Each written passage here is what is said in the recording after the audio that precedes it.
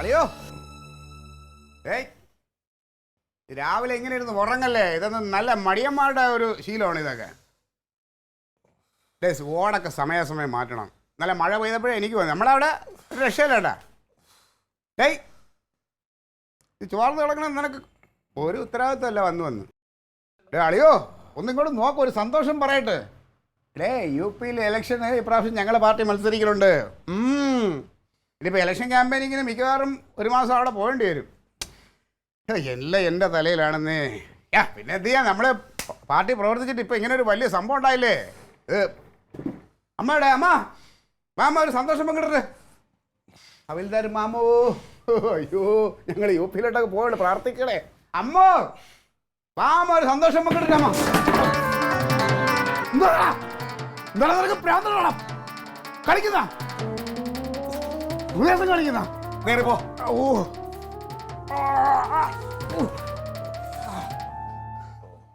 നിനക്ക് കൊല്ലോളയെന്ന് നേരിട്ട് വേണ തോന്നിയാസം കാണിക്കണേ.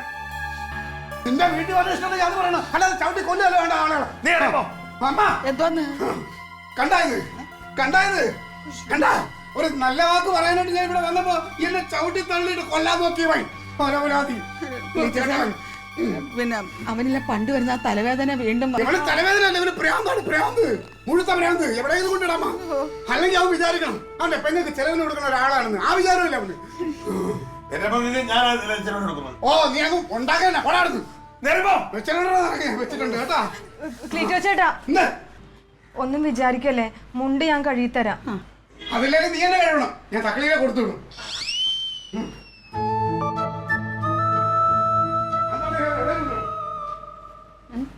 അങ്ങനെ പറയണ്ടായിരുന്നല്ലേ അമ്മേ? എങ്ങനെ മുണ്ട് കഴുകിത്തരാന്ന്? ഞാൻ വെറുതെ ഒരു ഭംഗി വാക്ക് പറഞ്ഞതാ. പൊടി